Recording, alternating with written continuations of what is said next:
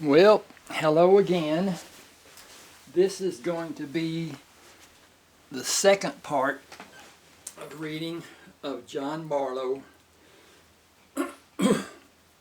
If you want to buy the book, go to ronaldwalkerauthor.com/store and find the book that you want. Go to contact Ronald and send me an email, a message from that contact form, and I will send an email back and we'll converse about what's going on. This had come up to John's going to school, and a fifth grader, when he was a first grader, 4 or 5 years older than him, hit him.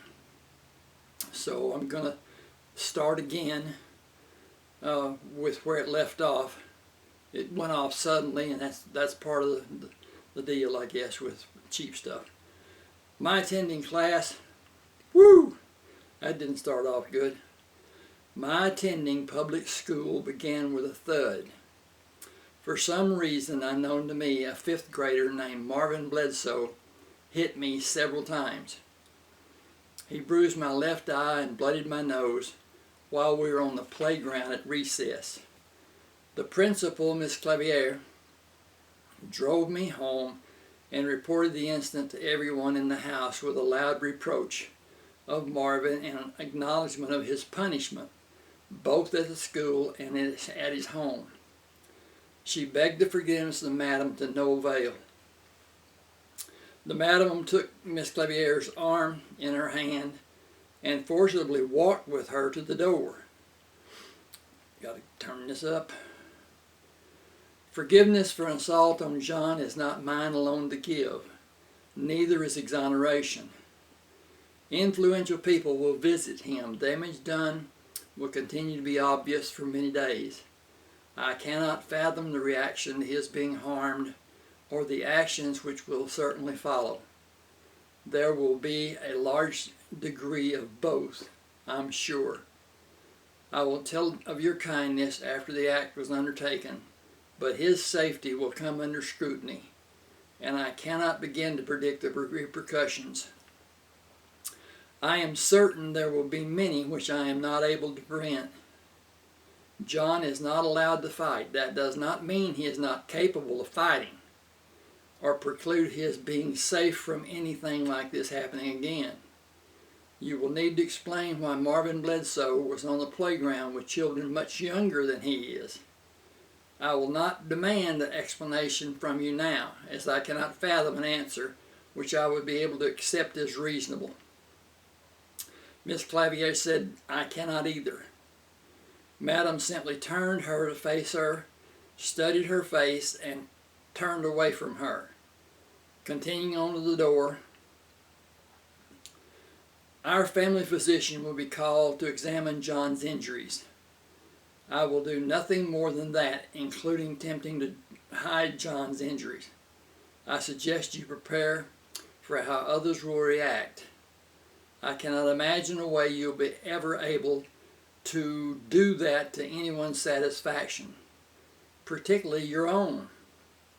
Thank you for doing what you were able to do. I'm sure you will not have a reason to come here again. Miss Clavier put her hand over her mouth. This is not going to go well for me, is it? As I observed on so many occasions, Madam's expression did not change, and she did not answer. When the chief of police came to the house, he took my shoulders in his hands to look down at me. Who did this? Madam said an older boy at John's school. He did not speak again before he left. When he returned, the men in the house went outside to meet him. I either do not remember what was said or I did not learn. I remember Madam was told I would never have another incident anywhere in the city. I cannot imagine ever seeing Marvin Bledsoe again. The kids in the school avoided me after that happened, except Tish Alderson. She sat next to me and always had a small glass cylinder containing cinnamon toothpicks that we shared. We were friends until she moved away after we completed the 6th grade in elementary school. My life was never like my friends' lives. They had a father and a mother and brother and sisters. I had 26 mothers and a city full of fathers, with no clue what a life of complicated sibling relationships held. I think I was blessed, as my friends told me about the complications they encountered and mostly wished to escape. I had a wealth of knowledge imparted by my surrogate parents. Nothing I asked about was withheld. The infantile explanations talked about by my classmates during my formidable years were quickly swept away. I did not offer those jewels of wisdom to the naive children who often spouted some garbage their parents had imparted to placate and dispel the questioning of an interested child or to clarify what an older child had given as an explanation. Until I was in college, I believed Madam often commented about opinions being neither slow nor fast, but mostly half-fast. I took her word to be exact without seeing the humor. One day, while I was deeply engrossed in studying the library, I had an epiphany. My laughter was judged to be inappropriate for the surroundings. My sources were opinions and the knowledge of a broad spectrum of diverse people and the encyclopedia. Volumes so large I could not open and hold them. An adult read to me from them until I was in the 4th grade. Madam did not allow morals or dictations of society to lead my education to falsehoods of convenience. No subject was ever avoided or delayed until I was deemed old enough to understand. The male and female anatomy was never hidden from me, as I was exposed to models both male and female every day. An embracing occurrence never happened. My questions, I got to go back and do that again. An embarrassing occurrence never happened. My questions were addressed with honesty and clarity and with the enlarged volumes of the Encyclopedia Britannica. I assumed everyone had access to a set until Tish told me they were expensive and mine was the only set she was aware of. For my 5th birthday, 3 of my parents, for my 5th birthday, 3 of my presents were named Eric Fraser, Walter Hancock, and Latrell Whitaker. They were assigned the daunting task of instructing and empowering my physical education in the small gymnasium built for the occasion behind the house. My favorite pieces of equipment were the mini ropes hanging from the steel beams supporting the roof. Tarzan was the hero of every child in my younger days. Edgar Rice Burroughs described him swinging through the jungle using vines anchored to trees. I swung through the gym imitating Tarzan. My favorite quote from him made me consider how much truth was in what he said. Imagination is but another name for superintelligence. I often repeated it and drew strength from it when I was in need of inspiration. On separate days, twice each weekday, Eric, Walt, and Latrell came to coach my physical activities and drill me on any subject they deemed might be useful in my life. It all seemed to be random until I was old enough to see how they constructed every facet of my education. Science interested Walt. Eric was the philosopher. Latrell was great at doing any form of math and challenged me to answer without the use of paper, to draw the problem out visually. He would snap at me if I answered too slowly. After I was able to run, one of them barked at me like a veteran drill sergeant during the first 6 days of the week. Sunday was the exception. Still, I played in the gym on Sundays. Eric was my strength coach. Walt tutored me in gymnastics, and Luttrell had responsibility for any sport he elected to prepare me to participate in. He introduced me and drilled me in every aspect of a professional sport, of all professional sports.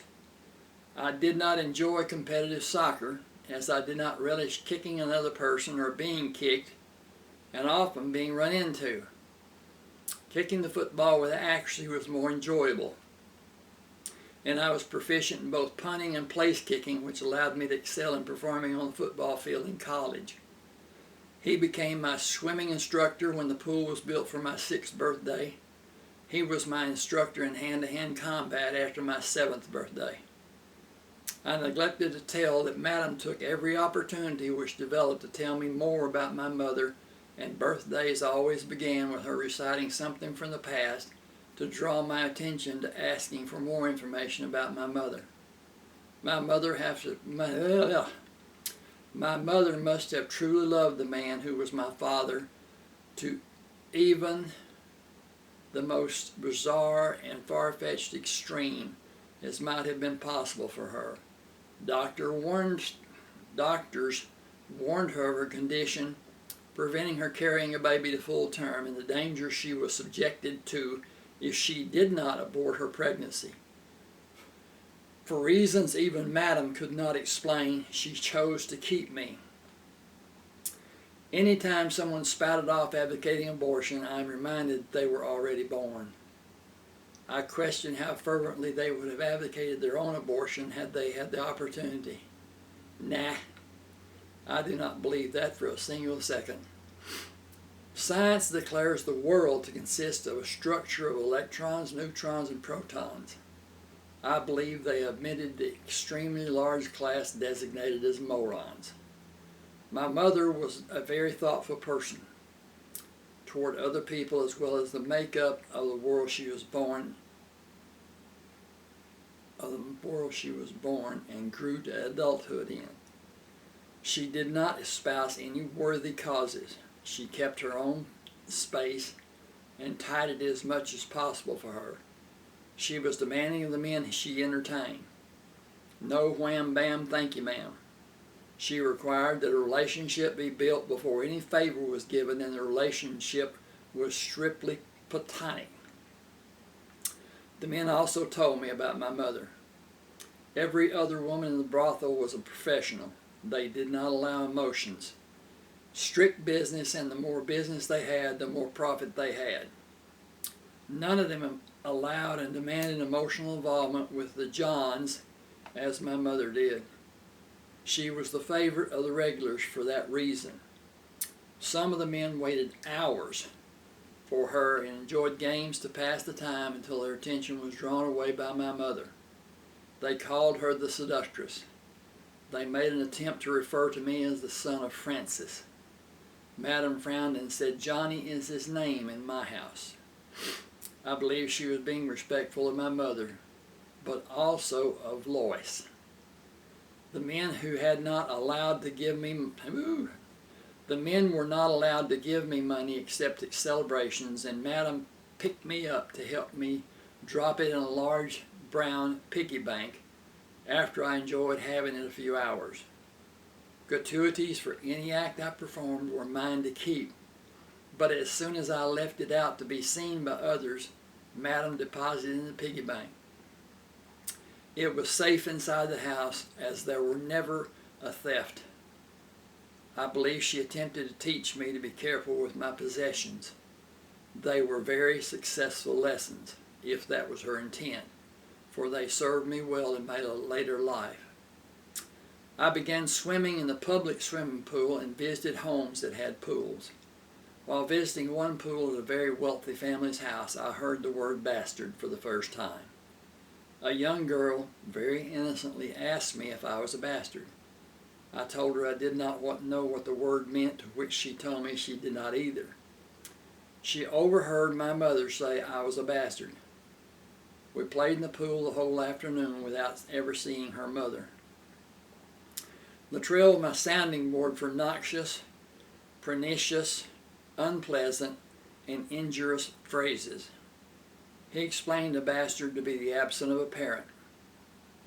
I was young and naive and took his explanation at face value without question.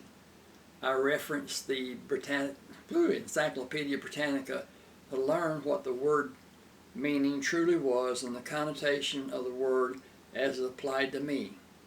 I was very happy to be alive and was not concerned for me. I never felt it was harmful to me, so it was never a problem. Several of the men wanted to be my legal father and adopt me, but Madam merely smiled. She asserted she would keep legal control of my life until she died, and I would further have the Bartleaux name. I did not change the name of my businesses for that reason.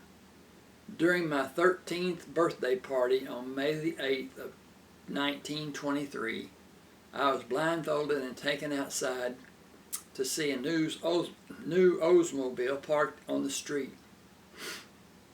Madam took the blindfold off and said, "Happy birthday." I said, "Thank you all. Are we going to ride in this new car?" She smiled. "It is your birthday present from all of us, but you will not be allowed to drive it outside the neighborhood."